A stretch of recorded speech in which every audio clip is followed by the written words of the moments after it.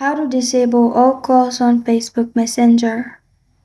Hi everyone, I'm here to assist you today. Without any delay, let's jump right in. First, open Messenger on your device.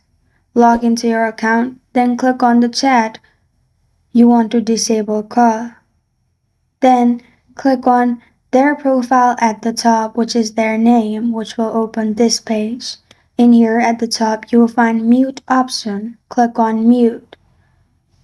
Then you will find these options pop up. Click on mute call notifications and then press on OK.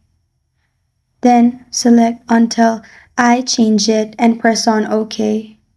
Another way what you can do is go to the home screen, hold on to the Messenger app, then click on app info in here. After you've selected app info, in here go to notifications, which is the first option. After that, scroll down, you'll find calls.